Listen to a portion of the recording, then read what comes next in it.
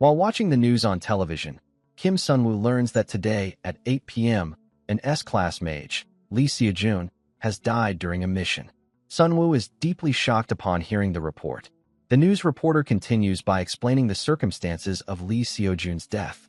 Seojun lost his life while subduing the evil dragon Kruas, which had appeared in downtown Seoul. During the battle, Seojun met his end.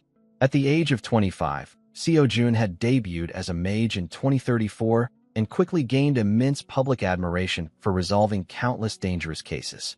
Memorial altars for Seojun are scheduled to be set up across the country, and the public remains in great shock after learning of his passing. Sunwoo turns off the television, muttering that none of this makes any sense. Looking utterly stunned, he asks himself if the main character really dies at this point in the story. Still in disbelief, he tries to convince himself that it must be some kind of joke. The Seojun mentioned on the news was a 25-year-old genius mage and the young hero admired by everyone in this era. However, what matters even more is that Seojun is Sunwoo's classmate and also the main character of the novel upon which this world is based, Modern Wizard. Seojun is the protagonist. If everything had followed the original plot, the story was supposed to end happily, and Sunwoo believed that he would be able to return to his original world. Now, with the main character dead, all of Sunwoo's hopes are shattered, leaving him in complete despair. Sitting silently on the sofa, Sunwoo wonders what will happen next. He had believed that once the novel ended, he would be able to see his friends again. Now, let's find out how Sunwoo was transmigrated into the world of the novel. While having dinner with his friends, one of them asks a question. He wonders if someone who becomes a background extra in a novel should either seize all the lucky opportunities or avoid them entirely. He then asks which side they would choose. The female friend replies that she is not stupid, so she would obviously take all the lucky chances for herself. At that time, however, Sunwoo replies that there is no way he would do that. When asked for his reason, Sunwoo explains that interfering could make things unstable, and the main character might even die if someone sticks their nose in where it does not belong. If that happens, then everything would be ruined. Hearing this, his friend asks whether Sunwoo truly believes he would never step forward.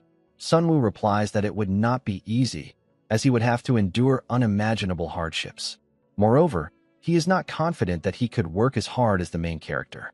Sunwoo's friend realizes that he has a valid point. At that moment, Sunwoo notices that he has received a notification on his smartphone.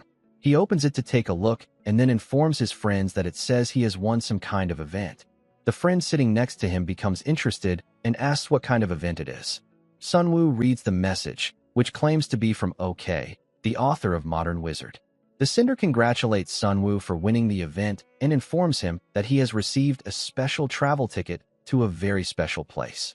Soon after, a confirmation message appears, asking Sunwoo whether he wants to claim the reward. Sunwoo excitedly blurts out in front of his friends that they are sending him on a trip. The female friend is amazed and compliments Sunwoo on his unbelievable luck. The friend beside him looks jealous and asks when Sunwoo even applied for something like that. Sunwoo decides to claim the reward and clicks the yes button. After clicking the button, he happily raises his smartphone into the air. In the very next moment, Sunwoo finds himself standing inside a magic circle in another world. Sunwoo was wearing the same clothes as the students present there, so the others assumed he was just another student who had climbed onto the magic circle while it was being drawn. That was how Sunwoo fell into the novel he loved reading, Modern Wizard. Now, Sunwoo finds himself in a very dire situation because the story has become tangled, and the original plot is not allowed to change. Because of this, Sunwoo has only been acting outside the main storyline, yet he continues to wonder where everything went wrong. Suddenly, the television stops working, which leaves Sunwoo even more confused. He stands up to check the television, but when he casually looks outside through the window, he notices the sky cracking and glowing with a pink light. He is deeply shocked and wonders what is happening, so he moves closer to the window to take a better look. There, he sees that all the people within the novel's world are slowly fading away.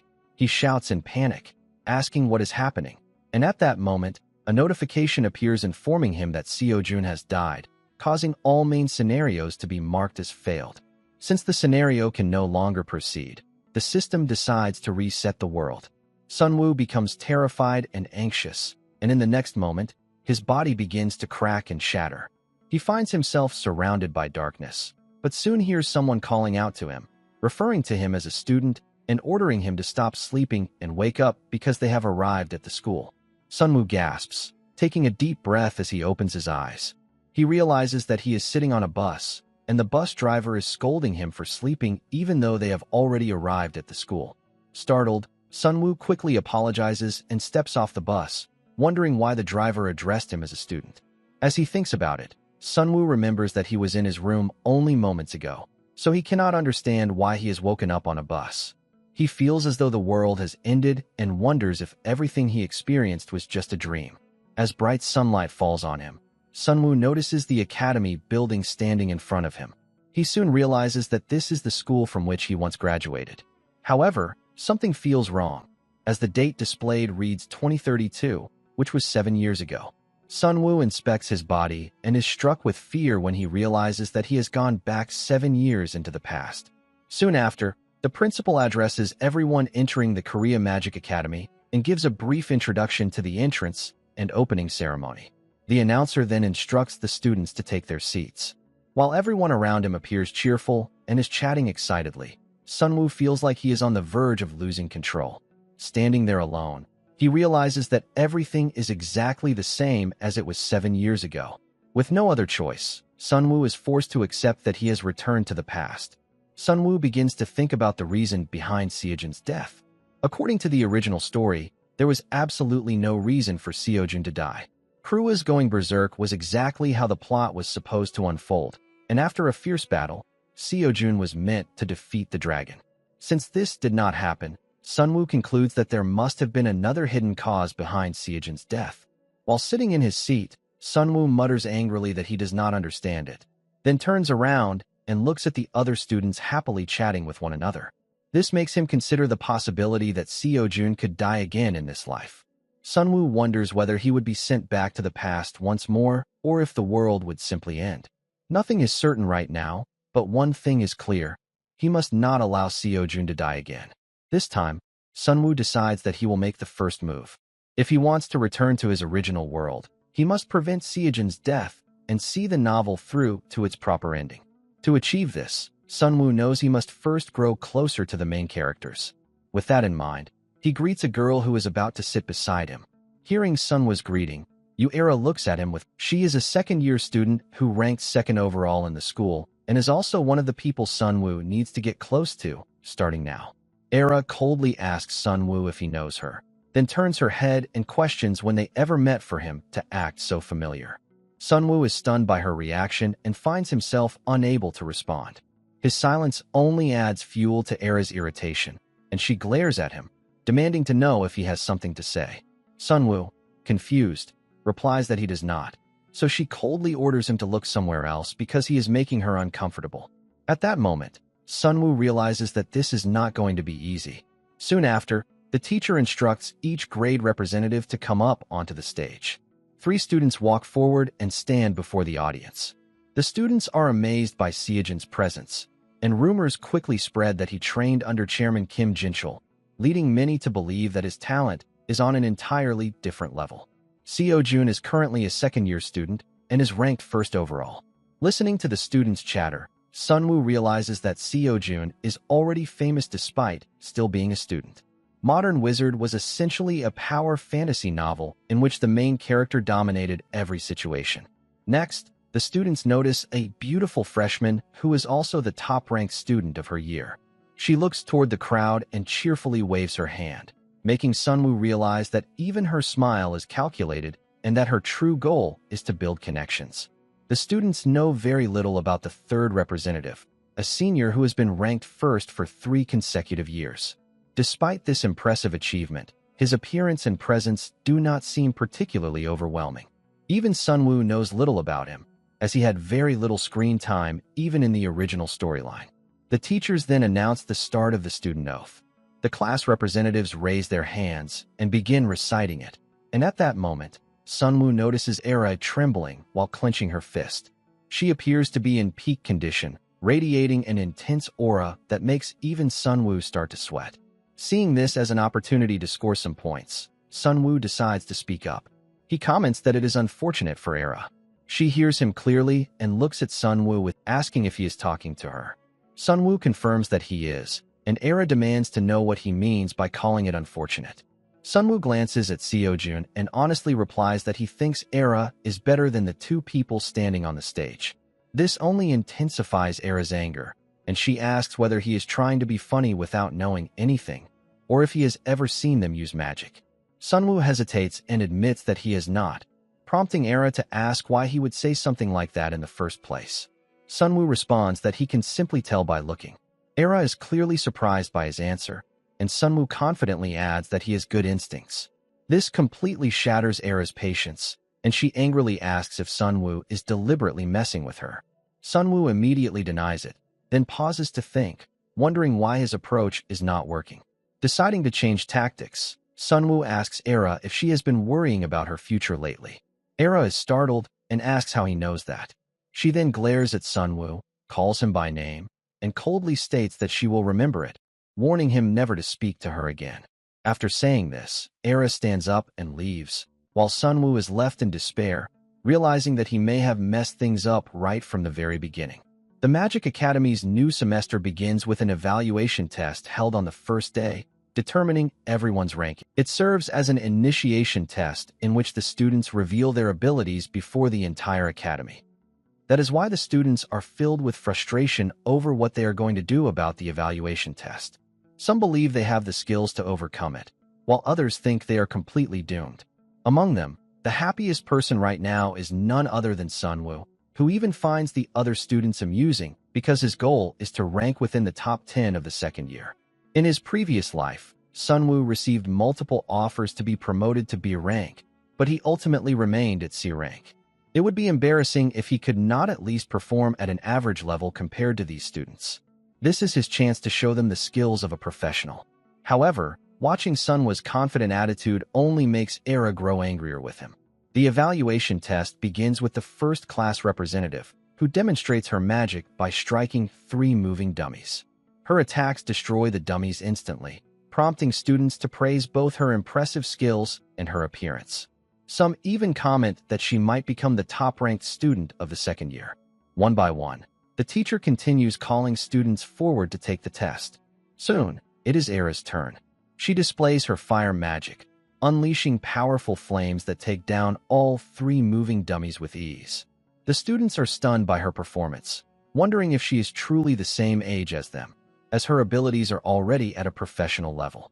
Some students remark that her talent is being overshadowed simply because Seojun is present, even though Era herself is considered legendary. Next, it is Seojun's turn to demonstrate his sword skills. He takes his stance, accelerates toward the target, and eliminates all the dummies in a single strike. The students erupt in excitement after witnessing his overwhelming strength. Everyone is impressed except Era, who is clearly distressed, something Sunwoo notices immediately. Sunwoo knows that Era is extremely talented, but Seojun is already on par with an active professional mage.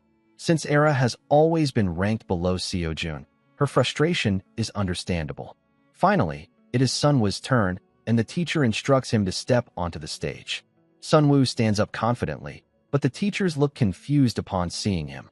One of the female teachers asks about Sunwoo, as she was in charge of the first-year students last year.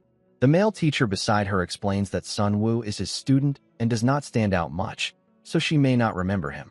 Hearing this, the female teacher reviews last year's records and discovers that Sunwoo showed talent in reinforcement magic. However, she notices that Sunwoo is empty-handed. The male teacher suggests that Sunwoo may have switched to manifestation magic. As the dummies are summoned on the stage, the teachers comment that students like Sunwoo occasionally appear, choosing to specialize in what they enjoy rather than what they excel at. The female teacher remarks that Sunwoo seems more ordinary than she expected, but she suddenly notices him using a compression manifestation technique. The first stage of manifestation magic is materialization. By compressing materialized mana, a mage can precisely control the next stage, known as projection. This advanced method is called the compression manifestation technique, a skill typically used only by veteran mages. Era and Seojun are stunned upon seeing Sunwoo perform it, wondering how a second-year student could use such a technique. Sunwoo then launches his attack toward the dummies, but before it can reach them, the attack vanishes midair. The students, who had been watching in stunned silence, suddenly burst into laughter. They shout that Sunwoo collapsed from mana exhaustion and mock him, saying there is no point in materialization if he cannot even project his attack. Sunwoo is just as shocked and realizes that he is in serious trouble. In the very next moment, countless panels suddenly appear in front of him, leaving him stunned and wondering why they are activating now. Later that night, Sunwoo sits in his room, wondering why the status windows opened earlier, even though they were supposed to activate at this time of day. He questions what triggered this change and realizes that the outsider's benefits unlock very easily, causing the main scenario to begin sooner than expected. Sunwoo also unlocked an achievement called Second Time Around and received 3,000 points as a reward. At that moment, he was extremely shocked to discover that the Talent of the Clown achievement had also unlocked, granting him 5,000 points. The stage had been set for Sunwoo, and 232 people remembered his face. The students laughed loudly and kept talking about him, with some even shouting that if Sunwoo was going to act like that, he should just leave. Because of the spectacle he caused earlier, Sunwoo received another 1,000 points as a reward. The system then informed him that the character Seojun had taken an interest in him, which granted him an additional 1,000 points. The reward notifications did not stop there. Even the four main characters had noticed Sunwoo, earning him another 3,000 points. Now, sitting alone in his room, Sunwoo is amazed to realize that he earned 10,000 points in such a short amount of time. However, to use those points, he must unlock the Outsider's Benefit privilege. Outsider's Benefit is a special privilege that only Sunwoo, the possessor in this world, can access. Once Sunwoo unlocked it, the achievement system also became active, allowing him to obtain various talents through achievements. Points are accumulated by stacking achievements within the system, and Sunwoo can also earn points by becoming well-known.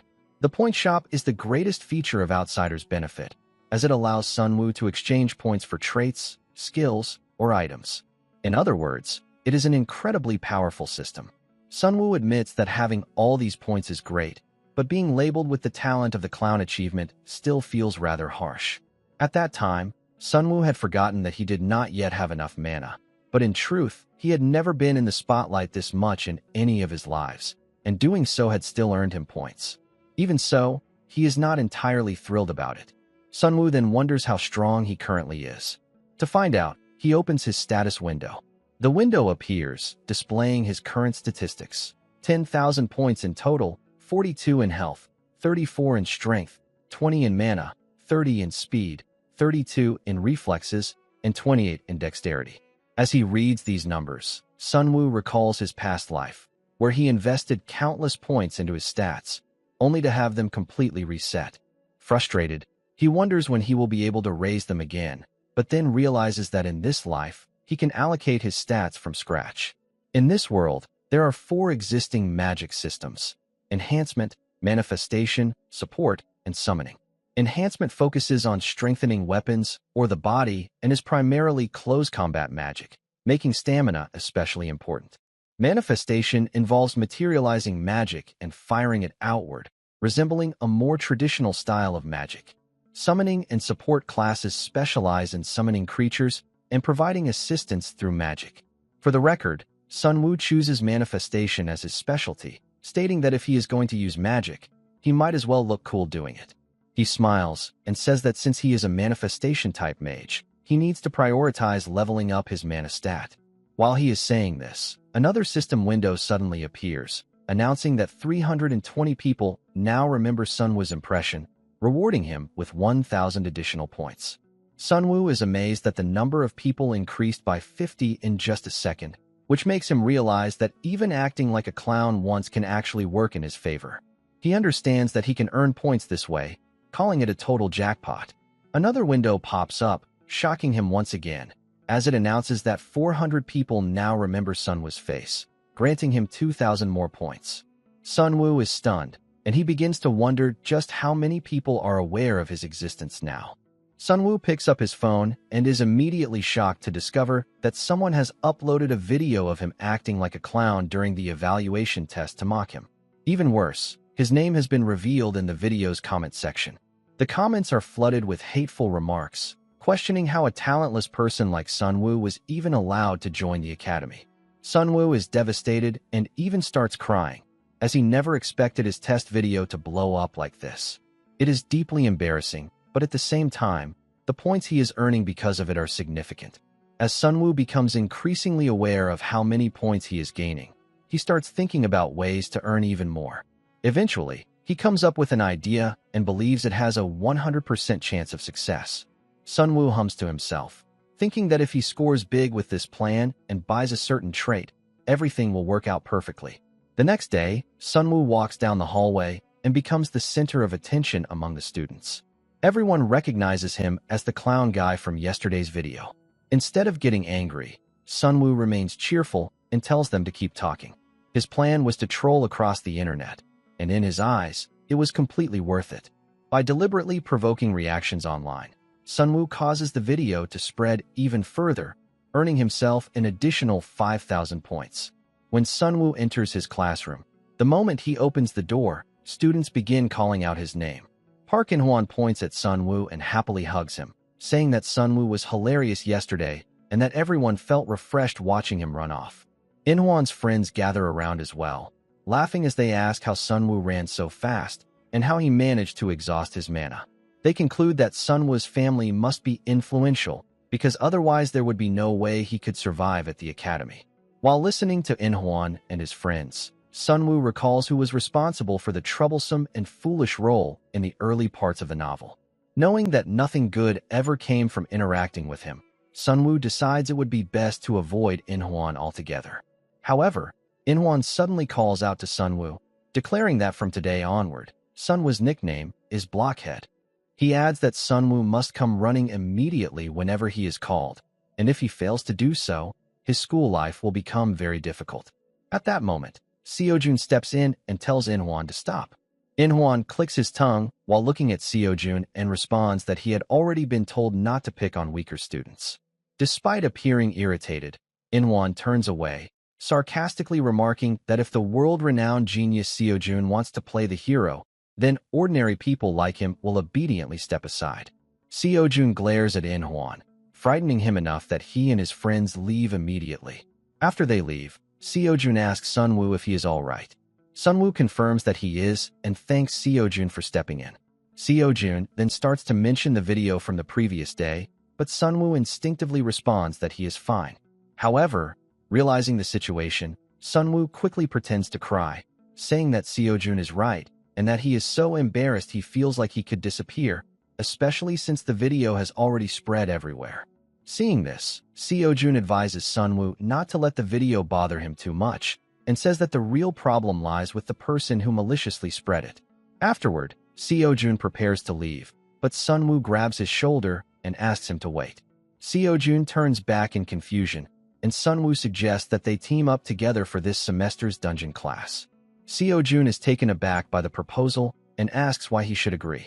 Sunwoo simply smiles and replies that it would be beneficial for Seojun as well. Seojun thinks for a moment after hearing Sunwoo's proposal, but ultimately declines, saying that he has never considered Sunwoo as a potential teammate. Sunwoo then tells Seojun that there are 2 reasons why he should team up with him. Hearing this, Seojun smiles and decides to listen to Sunwoo's explanation. Sunwoo states that the first reason is that he is ranked dead last in the entire second year. Seojun bursts into laughter upon hearing this and asks if that is really his reason. Sunwoo continues by explaining that Seojun already knows joint tests include adjustment points. Since Seojun is ranked first in the school, partnering with someone ranked last would actually increase Seojun's overall score. Seojun realizes what Sunwoo means and admits that it does make sense, but he believes the risk involved is still too high.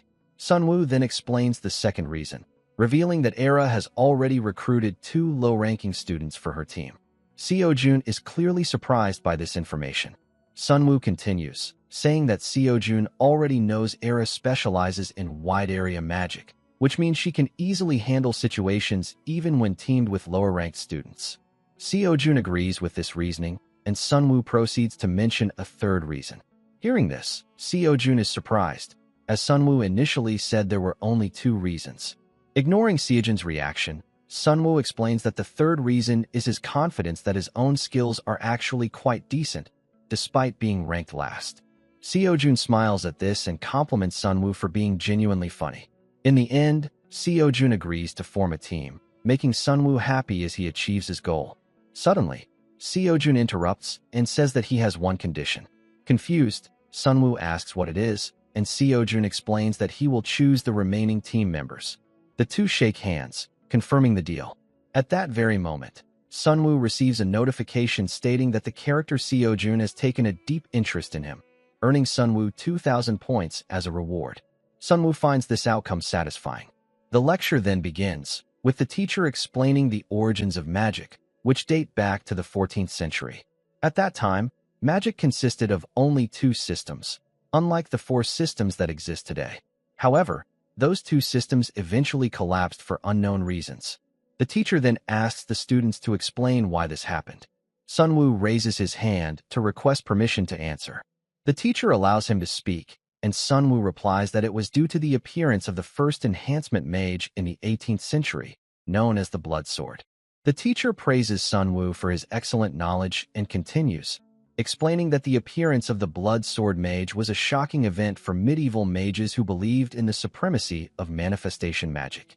The manifestation mages of that era were no match for Blood Sword, and this moment marked the beginning of rapid research into new forms of magic.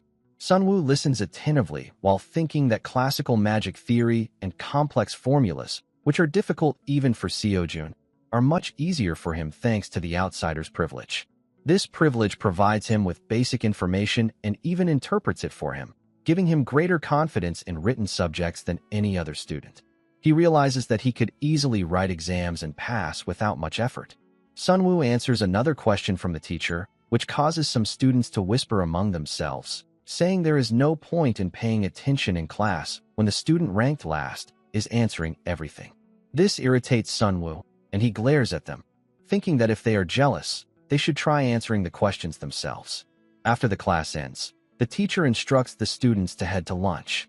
The students gather their belongings and leave the classroom. Sunwoo prepares to leave as well, but Seojun suddenly calls out to him and suggests that they eat together to celebrate forming a team. Sunwoo agrees, and after getting their lunch, Seojun spots an empty seat and points it out to Sunwoo.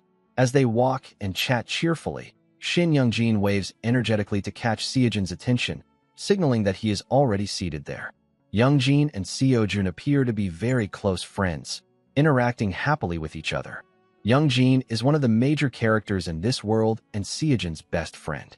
Since top-ranked students cannot achieve high scores by teaming up together, it seems they have split into separate teams this time. Seojun sits down, followed by Sunwoo. Youngjin notices Sunwoo and recognizes him, cheerfully mentioning that he also saw the video.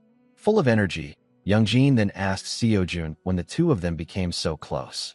Seojun replies calmly and informs Youngjin that they have decided to do the dungeon exploration together the day after tomorrow. Hearing this, Youngjin becomes confused and quietly asks Seojun if he is confident about getting first place even without the last place adjustment bonus. He then asks why Seojun is even concerned about that in the first place. Seojun explains that Era seems extremely serious this time. When Youngjin asks how Seojun knows this, Seojun reveals that Era has already added 2 of the lowest-ranked students to her team.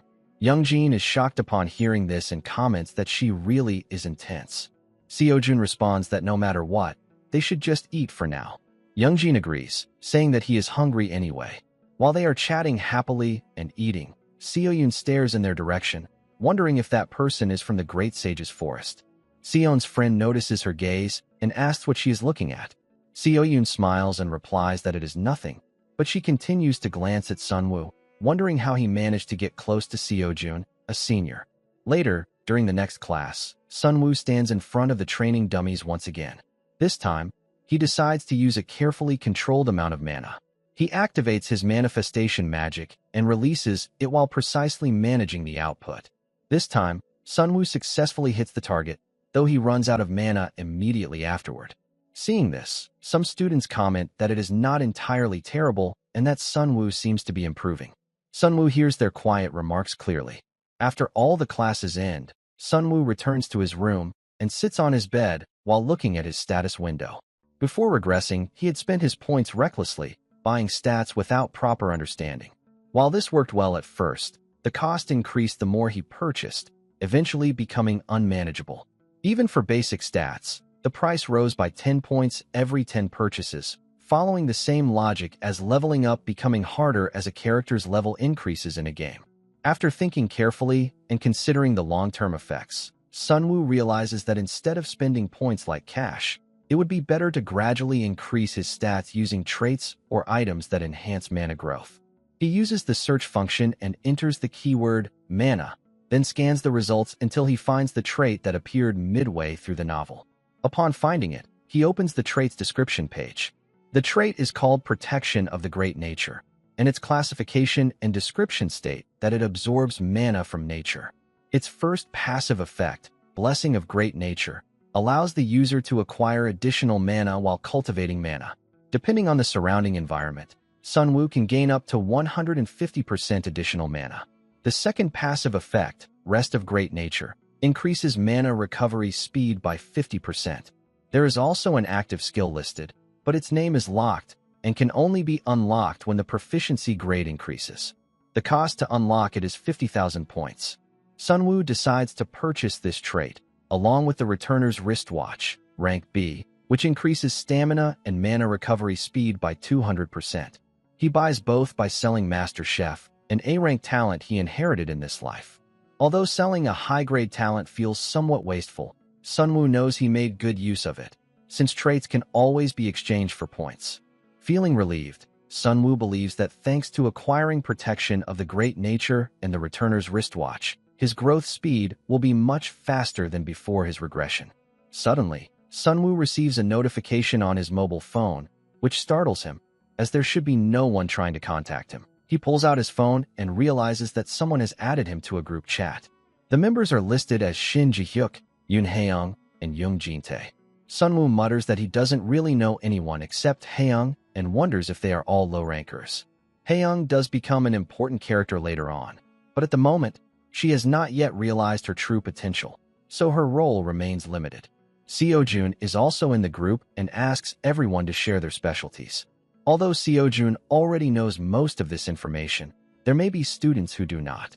Ji-hyuk reveals that he is a support-type mage with manifestation as his secondary. Haeyoung explains that she specializes in manifestation, her attribute is ice, and her secondary is support.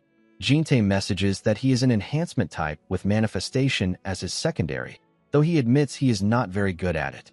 Sunwoo then shares his own information, stating that he uses manifestation magic and has no attribute. Reading this, Ji-hyuk responds with laughing emojis, saying that there is probably no one in the school who doesn't already know about Sunwoo's manifestation skills.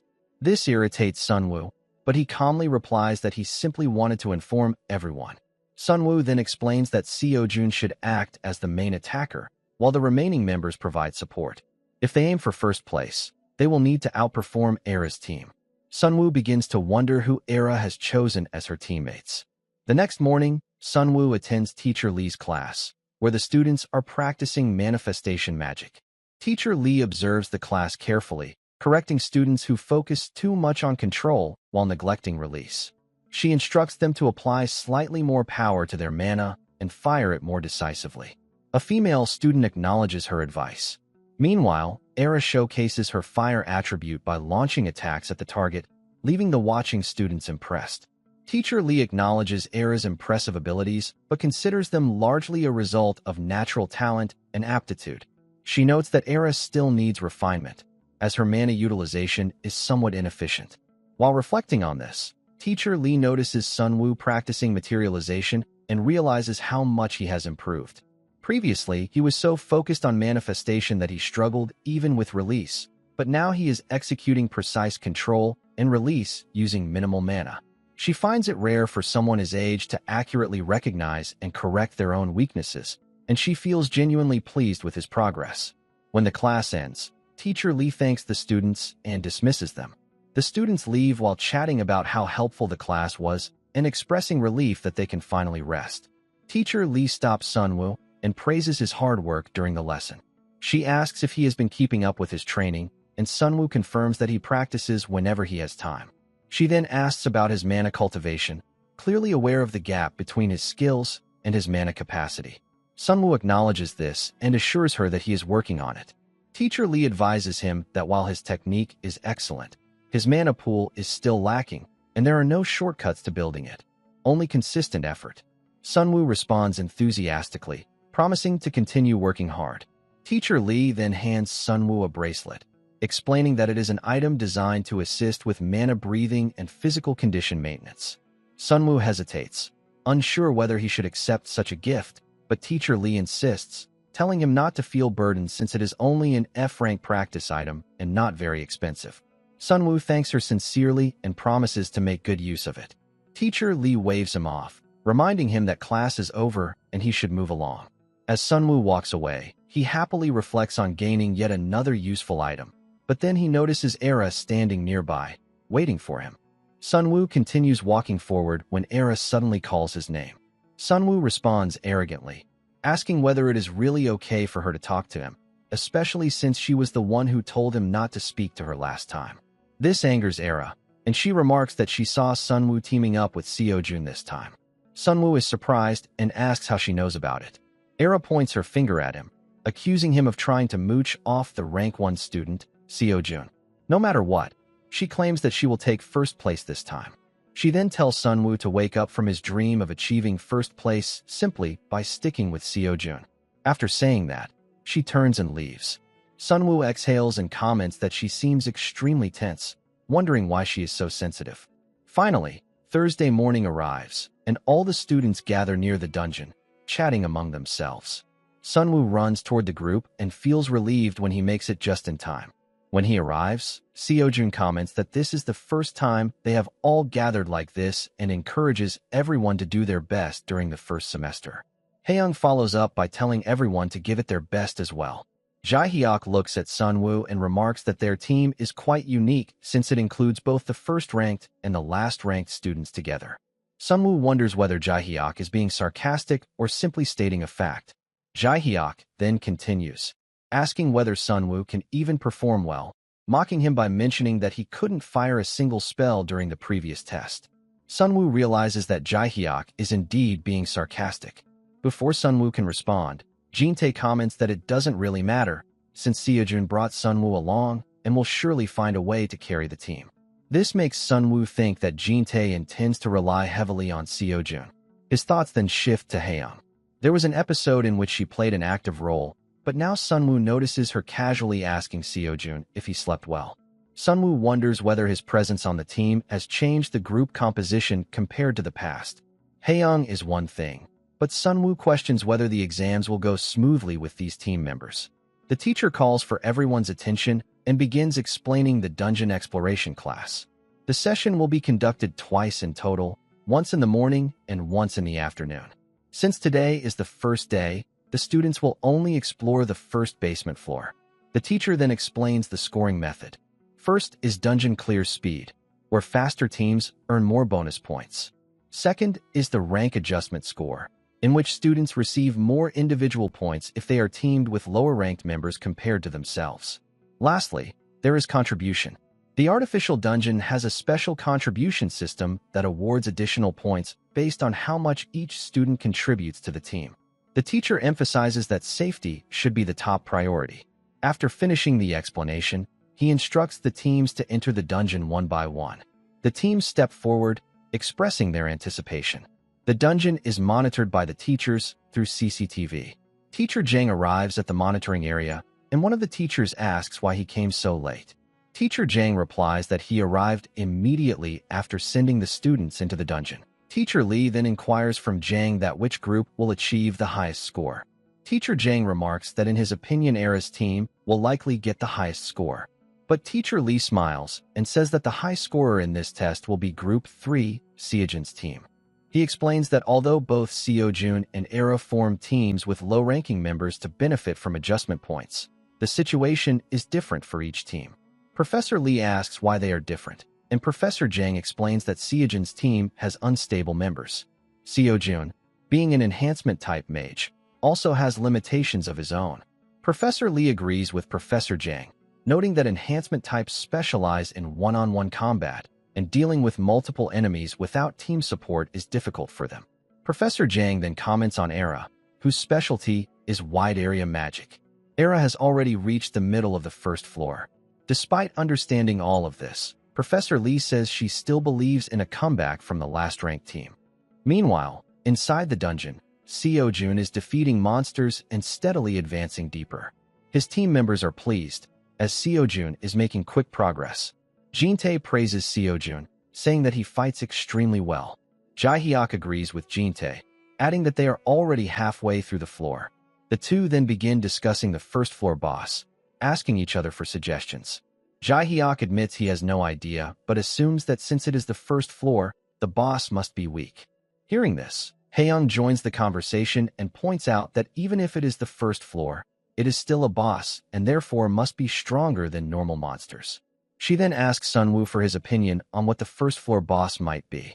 Without hesitation, Sunwoo replies that it will be a giant wolf. Jae-hyuk turns around in surprise and asks how Sunwoo knows that. Sunwoo responds vaguely, saying that he has his own ways of knowing. In truth, it is because he has already experienced this in his past life. Jae-hyuk mocks Sunwoo again, saying that everything he says is nonsense. This angers Sunwoo.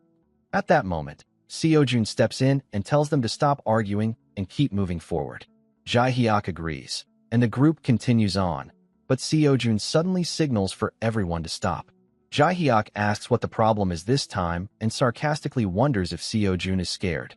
Jin-tae also looks around, confused, prompting Seo-jun to explain that something on the floor is glowing. They all look down and discover a magic circle on the ground. Seo-jun admits that he does not know what kind of magic it is. Jin-tae questions why there would be such a dangerous magic circle in this place, and Jae-hyuk agrees, wondering why the teachers would assign something so risky. Sunwoo steps forward to inspect the magic circle while Seo-jun warns him to be careful. Sunwoo reassures him, saying he only intends to take a closer look. After examining it, Sunwoo notices something and tells his teammates that it does not seem extremely dangerous and appears to be a simple barrier. Jae-hyuk asks how Sunwoo could possibly know that. Internally, Sunwoo thinks it is because he witnessed the exact same barrier in his past life. As the barrier activates, an invisible wall begins to form. Sunwoo asks Jae-hyuk if he can see it now. Jae-hyuk becomes embarrassed and claims that he already knew about it. Jin-tae points out that if the barrier is like this, they cannot pass through it, and suggests turning back. Haeyoung wonders if there might be another solution. Seo-jun draws his sword and tells Sunwoo to step aside so he can attempt to break the barrier. Seo-jun strikes the wall with all his strength, and for a brief moment, it cracks, filling the team with hope. However, the barrier quickly repairs itself, leaving Jae-hyuk and Jin-tae disappointed as they comment that they were so close. Seo-jun admits that he thought it would work if he struck it properly, but it was not enough. Believing it is now his turn, Jae-hyuk steps forward and says that he may not look like much, but he is part of the support class. Rolling up his sleeves, he approaches the magic circle and begins analyzing its structure. After some time passes, Jae-hyuk looks shocked and tells the others that it is an extremely complex magic circle. He estimates that it could take 40 minutes or more to fully analyze, but promises to do his best.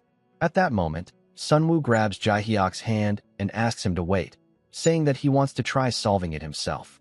Acting arrogantly, Jae-hyuk asks whether Sunwoo even knows what he is doing. Ignoring him, Sunwoo places both of his hands into the magic circle. A system panel opens, stating that the unique trait, Outsider's Benefits, is activating and interpreting the magic formula. The riddle of the world appears in front of Sunwoo, and he quickly grasps the correct solution. He begins solving it, and within seconds, the problem is resolved and the invisible wall disappears. Sunwoo turns back and informs the others that it was a success. Even Seo-jun is amazed that it worked so quickly. The most shocked person, however, is Jae-hyuk. Sunwoo then receives a notification stating that the character Seo-jun feels amazement toward him, and Seo-jun's interest level in Sunwoo has increased.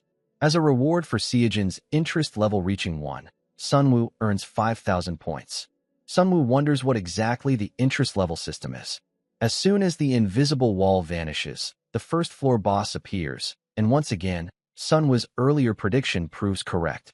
The boss of the first floor is a giant wolf. Jinte remarks that it is exactly as Sunwoo said. The giant wolf immediately attacks Seojun, but Seojun defeats it in a single decisive move. After the boss monster is taken down, Haeyoung is amazed by how Seojun handles a boss as if it were an ordinary monster. Soon after, the exit gate opens, and Seojun's team leaves the dungeon. The teacher waiting outside welcomes them back and announces that they have placed second for the first week. Seojun is surprised and asks which team secured first place. The teacher replies that Group 7 finished first, clearing the dungeon 30 minutes earlier than Seojun's team.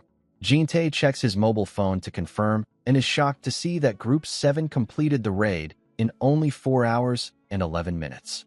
Jaehyuk also checks and points out that there is only a 2-minute difference between Seojun's team and the third-place team, meaning they could have caught up at this pace.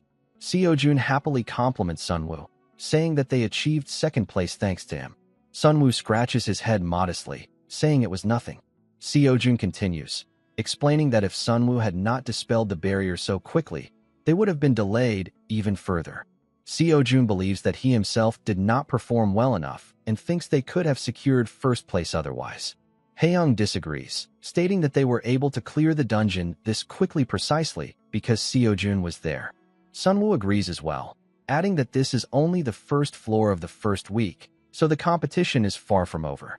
Jinte adds that they simply need to turn the tables in the upcoming challenges. While they are chatting, the teacher from the CCTV room approaches and calls out to Sunwoo. He turns around and responds, recognizing her as the teacher in charge of the support department. The teacher explains that she has come to make an offer to Sunwoo. When he asks what kind of offer it is, she happily tells him that she wants him to transfer to the support department immediately. Sunwoo is surprised by the proposal but declines it without hesitation, stating that he has no intention of transferring.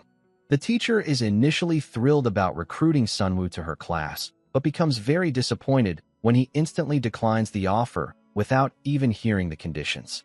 She urges him to listen first before making a decision. Cheerfully, she explains that, using her authority, she can award him the Special Talent Scholarship of 50 million won. After emphasizing the generosity of the offer, she asks if Sunwoo is still not interested.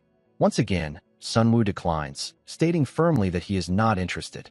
Saddened and gloomy, the teacher walks away, wondering what to do next.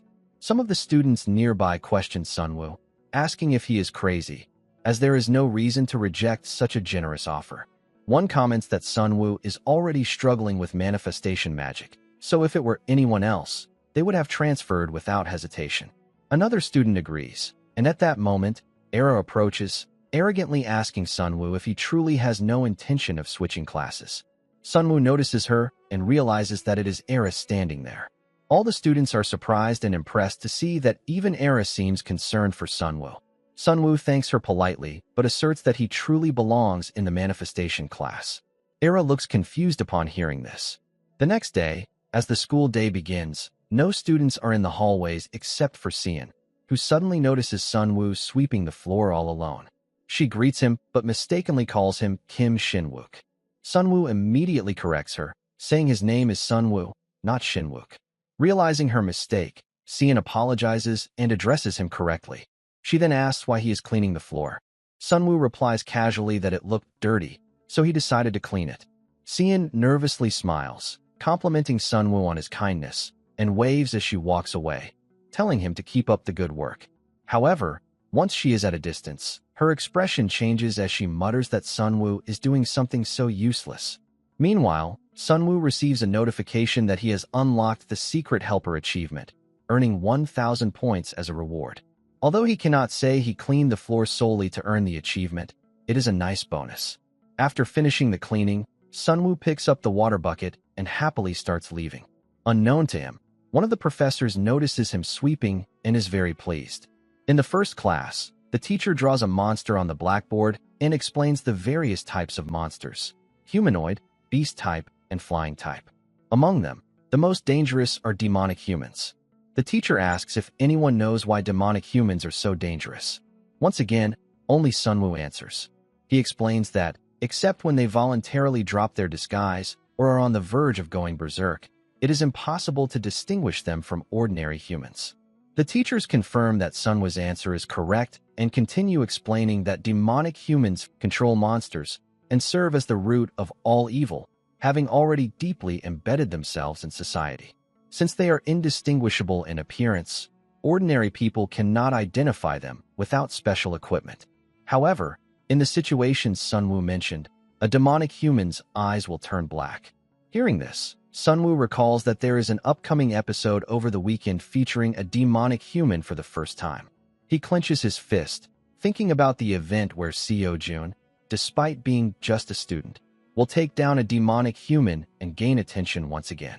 While confident that Seo-jun will handle it well, Sunwoo remembers the last time when Seo-jun was supposed to defeat the dragon but failed. To be cautious, Sunwoo decides to check for any nearby dangerous elements.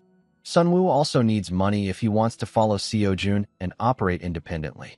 He knows Seo-jun could get seriously hurt, so he begins to ponder his options. After all classes end, during the next session, Sunwoo focuses on cultivation. After practicing for a while, he receives a system notification informing him that his mana has reached 0.02. Additionally, he acquires an extra 0.03 mana thanks to the effects of Blessing of the Great Nature.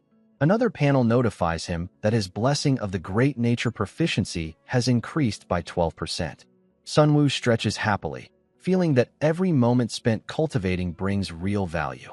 At this point, he has accumulated a significant amount of mana. While stretching, Sunwoo receives another notification stating that his trait, Blessing of the Great Nature, has reached grade 2. Consequently, the active effect of the trait, Heart of the Great Nature, has been unlocked. Just as he expected, he confirms that purchasing Protection of the Great Nature was a wise decision. He clicks on the status window to check the description. Heart of the Great Nature drastically increases mana recovery speed by 1000% for 1 minute. While the cooldown is somewhat long, he can now use it whenever necessary to fully replenish his mana. Sunwoo feels thrilled, convinced he is perfectly suited for manifestation magic. Then, Sunwoo recalls the teacher who attempted to recruit him. Dispelling barriers was only possible because of the outsider's benefits, which means he cannot create them himself. Therefore, supporting magic seems impossible for him, or so he believes. Despite missing out on the support class scholarship, he acknowledges it as a shame. Currently, his total bank balance is only 30,000, reminding him that being a student often means being poor. Sunwoo sits on the floor, brainstorming ways to earn money quickly and safely. Going through dungeons and hunting monsters is too dangerous, and climbing the tower is restricted since he is still a minor and cannot obtain a license. After careful consideration, Sunwoo comes up with a plan and decides to implement it. Later that night, in the school staff room, the professor who noticed Sunwoo sweeping the floor praises him to the other teachers. Another professor asks if it was indeed Sunwoo, and the name piques the interest of both the teacher who tried to recruit him and Teacher Lee. The first professor continues, explaining that Sunwoo arrived at school early and cleaned the floors. The older professor adds that Sunwoo remains focused even in the early hours and actively participates in class, showing excellent attitude. Teacher Lee compliments Sunwoo as a model manifestation student, taunting the female teacher by saying that even though she tried to recruit him, Sunwoo wasn't the type to be easily swayed. This frustrates the red-haired teacher. Meanwhile, the black-haired professor remarks that it is reassuring to have such a diligent and pleasant student these days. Back in his room, Sunwoo smiles, thinking of his money-making plan, simply not being a normal student. He feels clever and pleased with himself.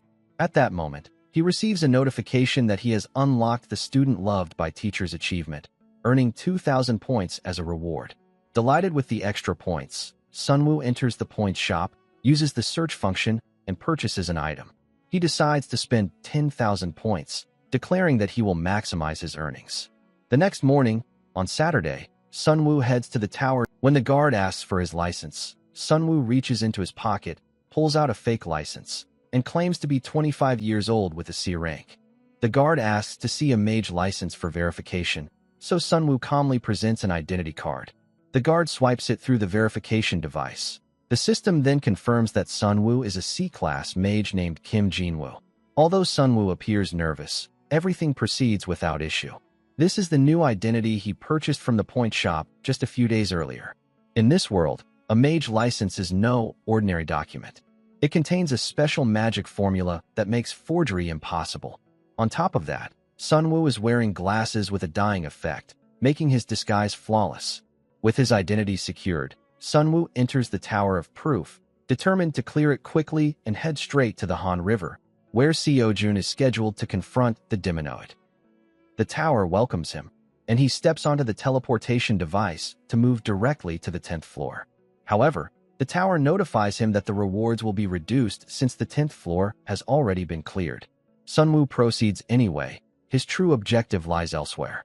Portals serve as convenient transportation methods within all towers. Across the world, towers vary in structure, monster strength, and trap difficulty. The Tower of Proof, featured in the novel's side story, is notorious for its unusual difficulty, so much so that even established guilds hesitate to challenge it. Upon arriving on the 10th floor, Sunwoo is greeted by a monster and defeats it with ease. While the monsters themselves appear relatively weak, the real danger lies in the scattered traps and high-level magic formulas embedded throughout the floor.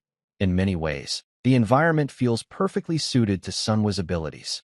With time to spare, he decides to continue deeper. Meanwhile, near the Han River, Youngjun and Seojun arrive at the festival grounds. Despite the event not having officially begun, the area is already crowded. Youngjun suggests taking a photo with his best friend, Seojun, capturing the moment before the festivities start. The scene shifts back to Sunwoo as he continues battling monsters on the 10th floor. After defeating another enemy, he discovers a magic stone. Soon after, he locates a hidden spot and pours mana into it, unlocking a concealed gate. For this, he earns the achievement Barrier Removal Expert and gains 2,000 points. Suddenly, the tower announces that he has entered the hidden floor of the Tower of Proof, the imagery world. Sunwoo finds himself in a breathtaking environment and earns the Mystic Explorer achievement, along with 5,000 points. A statue on the hidden floor begins to speak, instructing Sunwoo to prove himself. A yellow light rises around him, and in the next instant, he is surrounded by flower fairies. Though they are C-rank monsters and not particularly powerful, they are known for their unstable behavior, attacking humans on sight. Sunwoo easily overwhelms one of them, causing the rest to scatter. However, he quickly realizes that simply defeating them will not clear the floor. Proving his individuality requires something more. At that moment, Sunwoo's unique trait, Outsider's Benefits, activates, allowing him to interpret complex magic formulas. The magic circle into which he poured mana begins revealing coded patterns that must be deciphered. Unbeknownst to the tower, Sunwoo's true individuality lies precisely in this ability, his power as an outsider to interpret and manipulate the world's magic system itself. He successfully deciphers the formula, fulfilling the requirement of becoming the one acknowledged by the Tower of Proof. As a result, he earns 10,000 additional points. His status increases, and he receives the rewards for clearing the hidden floor. Along with weapons, herbs, and scrolls, his mana increases by 5, his mana recovery speed improves by 20%, and his magic power rises by 10%. The tower formally congratulates Sunwoo for clearing the hidden floor, the imagery world. Meanwhile, back at the Han River, the festival is about to begin. As Seojun reviews the photo they took earlier, he notices something unsettling. Hidden within the image is a demonoid. At the same time, after exiting the tower, Sunwoo senses the presence of a powerful demonoid nearby. Surprised, he begins to wonder why Seojun has not arrived yet, especially since it is already time for the confrontation. Sunwoo hesitates, wondering whether he should step in. He knows that interfering could alter the main storyline and twist the plot in unexpected ways. However, events spiral out of control before he can decide. A bystander approaches the demonoid, asking if he is all right, but the creature has already gone berserk. In a sudden and brutal outburst, it kills the person. After absorbing mana, its body visibly hardens and grows more powerful. It then turns its gaze toward a nearby woman, preparing to attack. The crowd quickly realizes that it is a demonoid and begins reporting the situation. Seeing innocent lives in danger, Sunwoo pulls out the weapon he obtained from the hidden floor. No matter the consequences to the story, he knows he cannot stand by while people are hurt. Meanwhile, Seo-jun and Young-jun contact the Mage Association to report the incident. In response, they dispatch counterterrorism special task force agent Jung Hyun-soo. Upon hearing the details, Hyun-soo immediately recognizes how serious the situation is. With the festival drawing a massive crowd, the demonoid could grow even stronger. The more mana it absorbs, the more powerful it becomes. As they speak, everyone senses the overwhelming surge of magical power radiating from the demonoid. Realizing the urgency, they rush toward the source. Back at the scene, onlookers notice Sunwoo positioning himself behind the monster to protect the girl. The demonoid lunges at her, but she narrowly dodges by sheer luck and manages to run. Instead, the creature's attack slams into a table, which shatters as it begins chasing her. Assessing the situation, he steadies himself, channels his mana, and carefully aims for the creature's weak point. His attack lands, but to his shock, the demonoid remains standing. Now fully aware of Sunwoo's presence, the demonoid shifts its focus and charges at him. Understanding the danger, Sunwoo activates his skill, Heart of Great Nature, doubling his mana recovery speed for 1 minute. He knows he cannot defeat the creature within that short window, but he can at least weaken it significantly. The demonoid halts momentarily after being struck by Sunwoo's attacks. Sunwoo presses the assault, believing the battle is turning in his favor. If this continues, victory seems possible, but in the next instant, his active skill wears off. With his mana recovery returning to normal, Sunwoo realizes he can no longer hold the creature back alone. Just as the situation becomes critical, Jung Hyun-soo arrives and takes down the demonoid in a single, decisive strike. After securing the area, Hyun-soo introduces himself and thanks Sunwoo for his assistance. He then requests Sunwoo's mage license to verify his identity for the reward process. Sunwoo hands over his identification. Reading it, Hyun-soo is visibly surprised. He had assumed Sunwoo was at least B-class, yet the license identifies him as a C-class mage named Kim Jinwoo. At that moment, Sunwoo notices Seo-jun and Young-jun standing nearby and wonders why they arrived so late. On the other side, Seo-jun stares intently at Sunwoo. Something about him feels familiar. Slowly approaching, Seo-jun addresses the disguised Jinwoo and asks a direct question. Does he happen to know someone named Sunwoo? Seo-jun explains that Sunwoo attends the Magic Academy, and Young-jun quickly agrees. To them, Jinwoo gives off the exact same vibe as Sunwoo, so they cautiously ask whether he might be Sunwoo's relative. Sunwoo simply tilts his face away and calmly claims he has never heard that name. Before the conversation can continue, Jung Hyun-soo steps in and tells them to leave the scene. He thanks Sunwoo once again for his assistance. Even as they walk away, Seo-jun keeps staring at Sunwoo, which only makes him more nervous. Hyun-soo decides to depart first, noting that reporters and additional agents will soon arrive to handle the aftermath. After thanking Hyun-soo, acknowledging that they survived thanks to his timely intervention, Sunwoo finally has a moment to breathe. Then a system notification appears. He learns that by participating in the subjugation of the B-class villain Jang Han, a small but significant change has occurred in the story. As a result, Sunwoo receives 53,000 points, and his causality increases by 0.2. Causality, the system explains, is earned by resolving important events in the main storyline. The greater the change in the narrative, the more causality increases. Reading this, Sunwoo begins to reflect. In the original timeline, the first life where he did not intervene, perhaps Seo-jun had died. If that is true, then by stepping in, Sunwoo may have saved him. The system further reveals that causality can unlock authority, and if he reaches 100 causality points, he can achieve anything he desires. That single line makes his heart race. Does that mean he could return to his real world? From that moment on, Sunwoo resolves to actively intervene in the main storyline, not only to save Seo-jun, but also to accumulate causality. Soon after, he receives notification of the reward payment for subjugating the Berserk demonoid.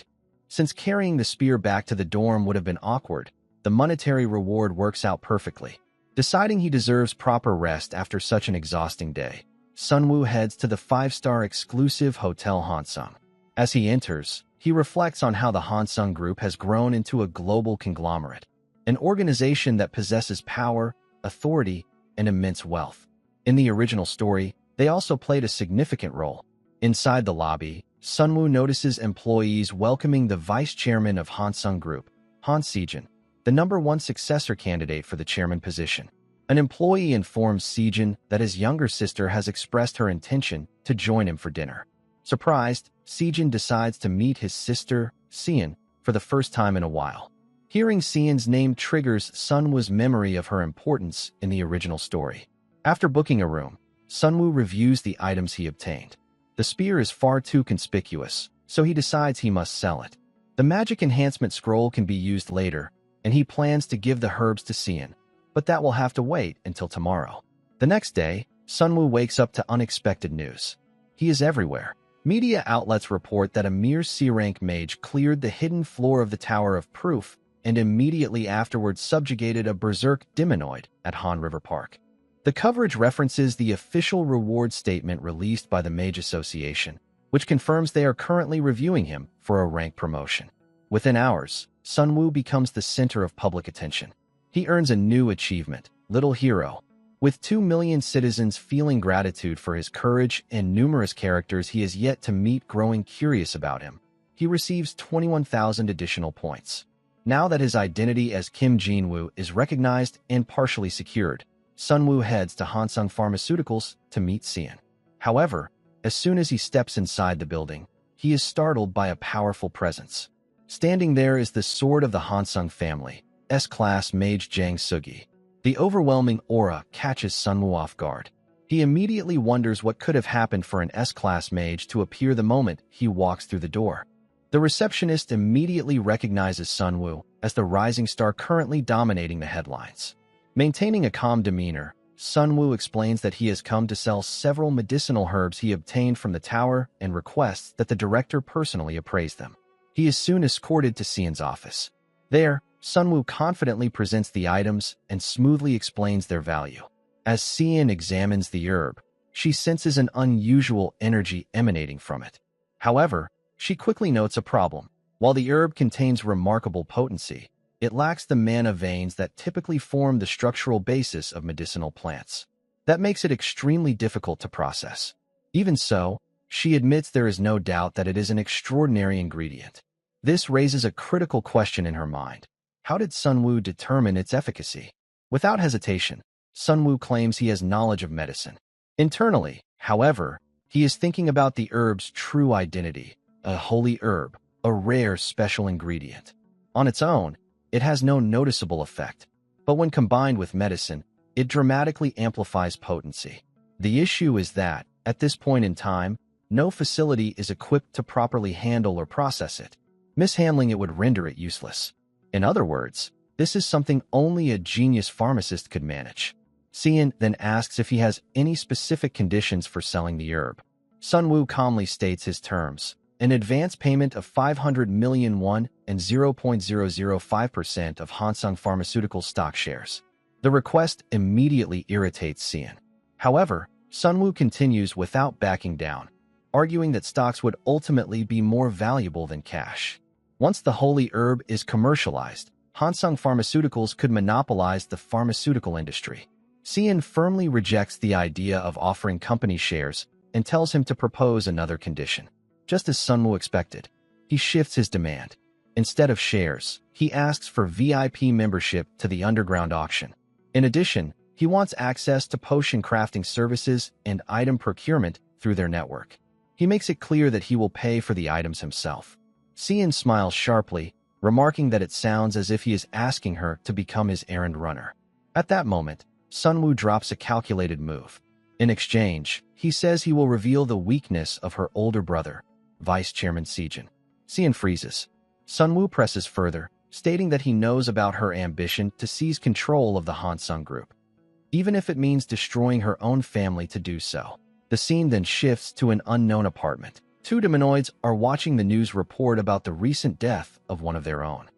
One of them, Baek Kong, angrily claims that they could have stopped Jang Han and prevented his death. The loss clearly infuriates him. The other demonoid remains calm, reminding Kong that it was someone's direct order not to interfere. If they had stepped in to protect someone who went berserk among humans, they would only have exposed themselves to greater danger.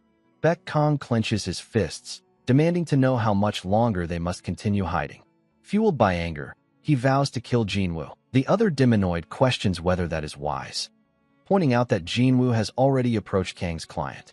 Kang responds confidently, claiming he has nothing to worry about. His client, he says, is the kind of man who would betray even his own family with a smile. The scene then transitions back to Sien, who is preparing to meet her older brother, Vice Chairman Sejin. After meeting, Sejin and Sien sit down to talk. Sejin gently asks whether managing company affairs has been overwhelming for her. Sien nods, admitting that dealing with people has been exhausting and mentally draining. Sejin sighs and remarks that their father may have been too hasty in handing over company shares, while Sien is still so young. Then, in a seemingly casual tone, he suggests that if the responsibility feels like too much, she could transfer her shares to him. In return, once he becomes chairman, he would appoint her as vice chairman. The proposal clearly angers Sien, but she maintains her composure and hides her reaction. The scene shifts to Sunwoo, who is carefully managing two separate social media identities, one as Sunwoo and the other as Kim Jinwoo. His decision to contact Sien proves correct, as she successfully sells the spear to Hansung Pharmaceuticals on his behalf. Thanks to that, he can finally relax. Knowing how extensive Sien's network is, Sunwoo wonders whether she is currently verifying the information he gave her. Soon enough, he receives a message from her. She agrees to act as his errand runner for 1 month. She sends the advance payment, the proceeds from the spear, funding for potion crafting, and even the entrance ticket to the underground arena that he requested. The deal is sealed. Although he can extend their arrangement later, moving around as Jinwoo remains risky due to the revenge-driven developments in the original story. To protect himself, Sunwoo purchases the A-rank trait, Killing Intent Detect, which allows him to sense hostile intent directed at him within a 500-meter radius. When he sees the price, he is stunned, but he convinces himself that the investment is necessary for survival. A few days later, Sien hands Sunwoo the potion he requested, crafted by incorporating the holy herb. She warns him that the side effects are amplified just as much as the benefits. Reading the description, Sunwoo learns that the potion increases mana recovery speed by 500%. However, once the effect ends, the user will fall into mana exhaustion for 30 minutes. Sien finds it suspicious that a skilled mage would seek such a high-risk potion. She also questions how Sunwoo knows so much about her and her brother. The information he previously provided about Sejin was deeply disturbing. She had always known her brother had a darker side, but she never imagined he might have maintained contact with someone suspected of being a demonoid. She demands to know how he uncovered this. Sunwoo silently reflects that his knowledge comes from the original novel storyline. In that version, Sejin gradually descends into villainy, driven by greed and ambition, eventually aligning himself with demonoids. Of course, he cannot reveal that truth. Instead, he boldly requests 5% of Hansung Pharmaceuticals' shares in exchange for further information.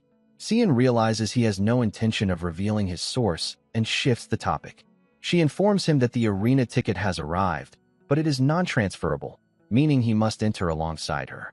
Later, wearing masks to conceal their identities, Sien and Sunwoo enter the underground arena as VIP guests. While walking through the corridor, Sunwoo unexpectedly bumps into Haryong, an S-class demonoid and top-tier villain who secretly organizes the arena. After a brief greeting, Haryong walks away. Sunwoo's nerves spike, and he reminds himself to avoid drawing attention. The scene then shifts to Baek Kong. Upon learning that Sunwoo has appeared at the event alongside Sien, his anger reignites. Frustrated by his lack of information and still fueled by Jang Han's death, Kong makes a decision. Tonight, he will go to the event and avenge Jang Han. Meanwhile, on his way to the arena, Baek Kong wrestles with his frustration. He considers storming in immediately to confront Sunwoo. However, he knows that disrupting Haryong's event would put him in danger as well. Reluctantly, Kong decides he will wait and kill Sunwoo after the event concludes. As Sien and Sunwoo leaves the arena, a sudden chill runs down his spine. He feels it clearly. Killing intent directed straight at him. Sunwoo immediately understands where the killing intent is coming from. In the original story, there was also a demonoid who sought revenge for Jang Han's death. Sien notices the sudden shift in Sunwoo's expression and asks what is wrong. Realizing the urgency of the situation, Sunwoo quietly asks her for a favor. Moments later, their car changes direction. In another vehicle trailing them, the driver asks Baek Kong what they should do. Kong coldly orders him to stop the car. He intends to kill Sunwoo right there. Soon, Sunwoo is standing alone in a quiet park with no one around. Kong arrives and spots him immediately. Sean, however, is nowhere in sight. While observing Sunwoo from a distance, Kong frowns. Could this really be the one who killed Jang Han? His physique is not well trained, and his energy feels weak. Without hesitation, Sunwoo drinks the potion Sean crafted. His mana recovery speed surges by 500%. Then he calls out calmly, revealing that he has known for some time that Kong was targeting him. Kong senses the sudden spike in energy. Although the increase is noticeable, it does not yet feel overwhelming.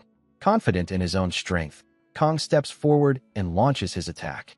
Sunwoo counters with condensed mana spheres, intercepting the incoming strikes.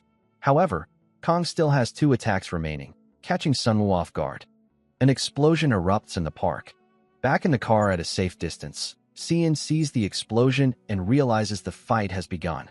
Earlier, when she asked about his expression, Sunwoo had told her they were being followed. He claimed they were likely competitors of the Hansung group and suggested moving to an isolated area so he could handle the situation without risking civilians. Sean had asked if it was an opponent he could defeat. Sunwoo admitted it would not be easy. The enemy's mana far exceeded B-class levels, but he assured her he would manage. Trusting his confidence, Sean agreed.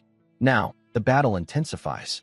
Kong, an enhancement-type fighter until his first year, moves with explosive speed and precision.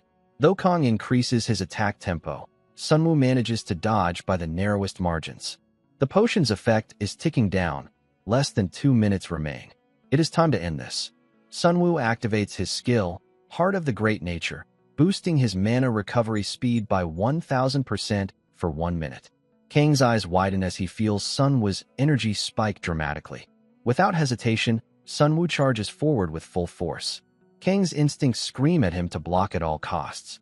Even so, Sunwoo closes the distance with alarming ease. In response, Kong summons a blazing fire spear, but Sunwoo turns the situation into an opportunity. He fires a mana sphere straight through the opening, striking Kong and pressing the attack relentlessly. He cannot afford to give Kong any breathing room. Kong blocks repeatedly, forcing Sunwoo into close-quarters combat, the only sure way to finish the fight. Finally, Sunwoo sees an opening. He moves in to grab Kong by the neck and end it decisively. But at that exact moment, the potion's side effect triggers. His body collapses into sudden mana exhaustion. Kong, though injured, is still standing. A cold smile spreads across his face as he prepares to strike the finishing blow. And then, in a single, decisive instant, Jang Sugi arrives and takes Kong down before he can move. The battle ends just as abruptly as it began. Sword Demon Sugi is one of the strongest figures in the original storyline, a top-tier powerhouse.